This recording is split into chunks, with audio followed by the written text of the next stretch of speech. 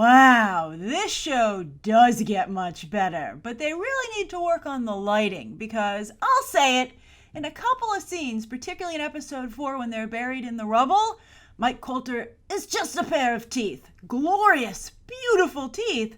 But I want to see all of Mike Colter because I think he's really coming into his own as Luke Cage, particularly as they allow the character to show some vulnerability in episode 4. I mean, he's sad when Pop gets killed, but I'm talking like being relatable. And that brings me to a BTT viewer's comment on my review of episode 1, Nitellum, who said, well, I'll tell you what's wrong with Luke Cage, Grace. He suffers from Superman disease, which means that, he's really, the strength of his stories, ironically, talking about Luke Cage and strength, doesn't rely on him, but on his supporting cast. And I agreed with that when I read it, and I would agree with it all the way through episode 3. But again, when you hit 4, Luke Cage starts to take center stage and earn it, right?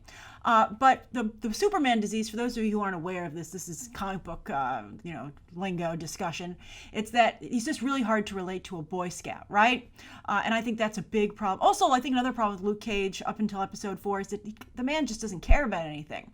But we'll get into that. But I also thought it was funny, though, that if Luke Cage is Superman, that makes Misty Knight Lois Lane. And I think she's actually a pretty darn good Lois Lane stand-in, to the point that I wouldn't be surprised if the series maybe also realized the Superman situation and made that choice intentionally. But his supporting cast is also really stepping up their game, and that's who we're gonna talk about episode 4 mostly, and the supporting cast is, I'd say, my top 5 highlights of episodes 2 through 4. And I love the new characters, Reva having her return. Oh, we finally get to know Reva, Luke Cage's wife, and also Squabbles. I really liked Squabbles. As soon as Squabbles said, I want to be your friend, and Luke Cage said, I'm sure there's tons of opportunities to make friends in here. And Squabbles said, actually, there aren't, because they all act like you.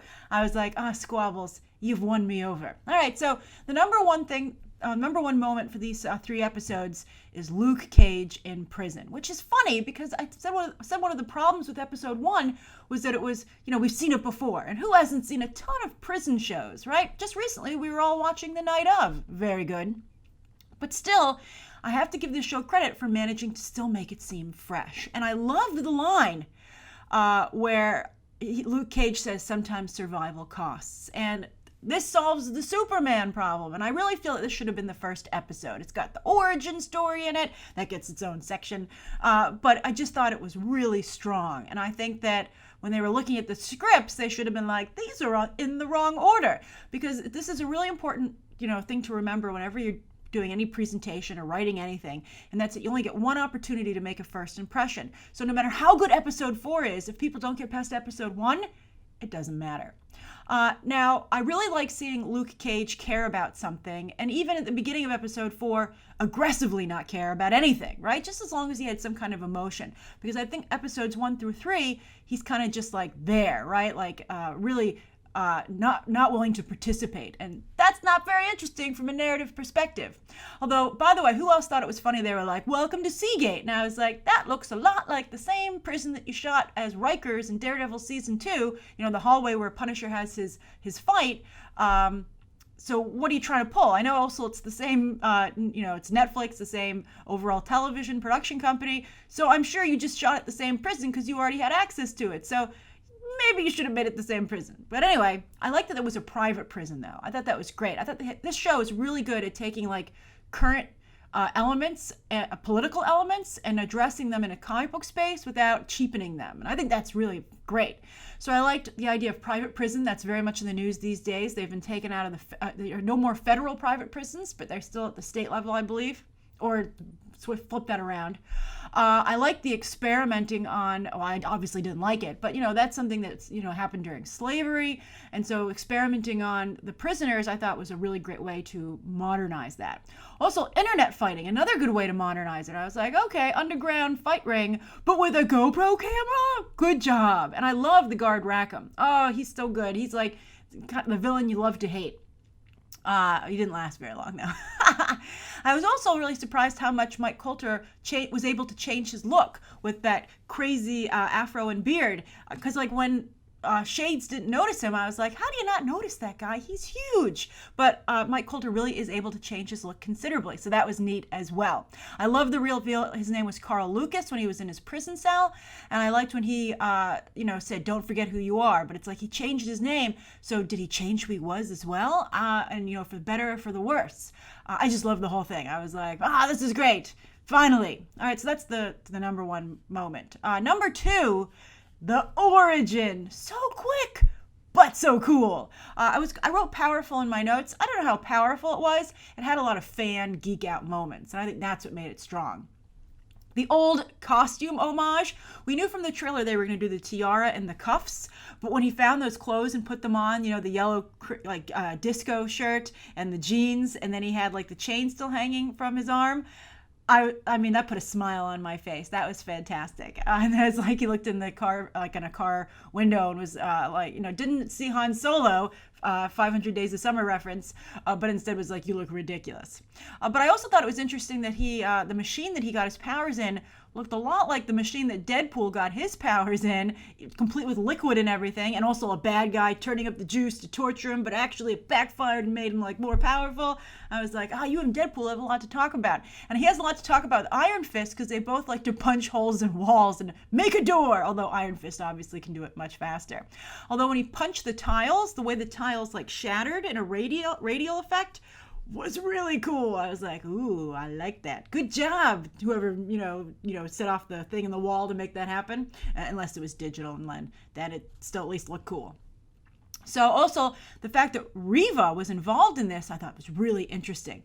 I thought it was, still waters run deep, right? And I liked her backstory about, I think, she's Pop's kid, obviously. And that, he said he left a son behind when he went to jail. And so obviously that's the brother that also ended up going into the system, and he got, it killed him. So I thought that was great. And I really think that it's interesting that she looked Luke Cage in the eye during their sessions and lied to him, saying, you have my word, there are no experiments here. I was like, Reva's here to play. And I also, she said I had a past before I was a psychologist, and I'm like, criminal or S.H.I.E.L.D. agent? Oh, I hope S.H.I.E.L.D. agent. That would be much cooler.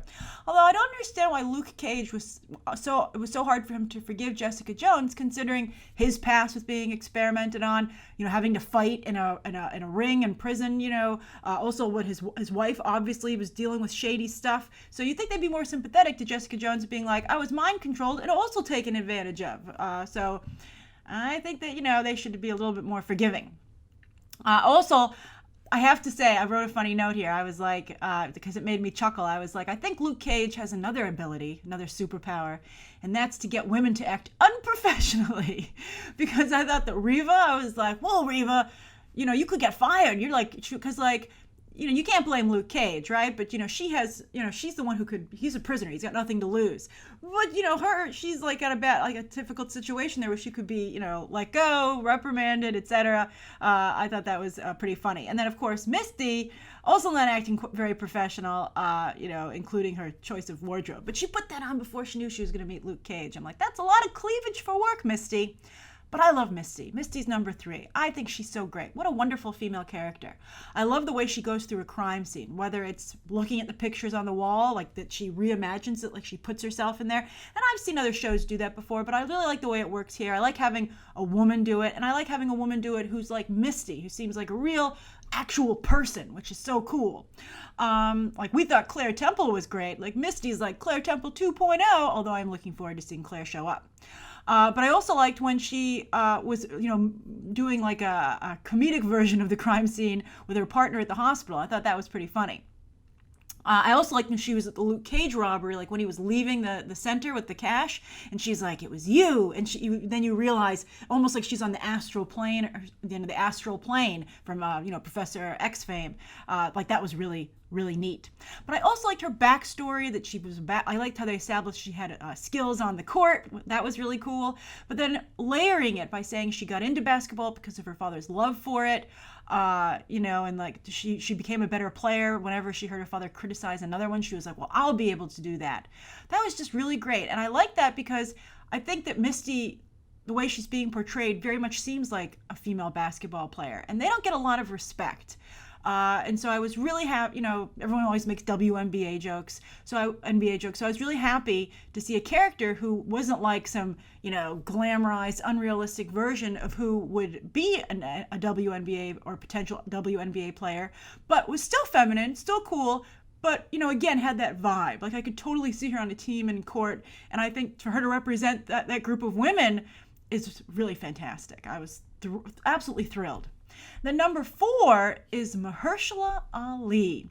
I think, wow, I've never seen this side of him. Like, hello, he's got range. I was like really impressed. I've seen him like in Hunger Games, House of Cards, as Remy, the reluctant Remy. I've never seen him be able to be so menacing and evil before, and he is definitely able to do it. With the shave, with Pop, I thought that was great, and I knew he was going to be really devastated when he found out, of course, that his, I don't know how that guy didn't know he was going to get killed for doing that. I was like, didn't you see the picture that was handed to Mr. Stokes, when Luke Cage went to see him? Like, glance over his shoulder, man. Do a little digging. It was just crazy. But, so we all knew, they set that up, that like Stokes was going to have a reaction. But to everyone's credit, including Mahershala Ali, the reaction surpassed what I was expecting. When he threw that guy off the side of the roof and we got to see him fall all the way down. That was recently in The Nice Guys, actually, in that movie. And I think they spent a little bit more money because they had blood splatter. But however they did this effect, I don't know if it was digital or not, but I really liked it. I also liked it when he launched that rocket into Genghis Khan's restaurant. I was like, wow, that really ups the whole bring a knife to a gunfight discussion, right? Like, hey, I've upped this to a rocket launcher fight. And so I thought I really am starting to like Cottonmouth. Now, the final thing I want to talk about is Mariah Dillard, who of course becomes Black Mariah, one of the biggest Luke Cage villains of all time. And I think all of us are kind of like not feeling it. We're like, wow, she seems really out of control, kind of naive. It's not cool, right? And she's not looking so good. Like, I can't see anybody following her right now. So what I'm hoping is that over the course of season 1 with Luke Cage, we see Mariah have her own origin story of sorts, and perhaps the road to hell is paved with good intentions. That could be really interesting to watch. So far, it's not that interesting to watch, but I'm hoping it gets there, right? I'm hoping there's a payoff, because they've luckily distracted me with other awesome storytelling. Then there's a bonus again. I'm going to sneak one in. I thought it was really great that they were able to get across who Crispus Attucks was, talking about, famous African American and what he, I've talked about this before, that, I've brought this up, but I'm surprised how many people don't know it, and I'm upset that, history, teaching American history doesn't make more of a point of this. The first man to die in the American Revolution was a black man, Crispus Attucks. So I was so happy that the show, and I would not be against them doing this a little bit more, especially since Luke Cage reads so much and really is trying, now especially going to try to give back to his community.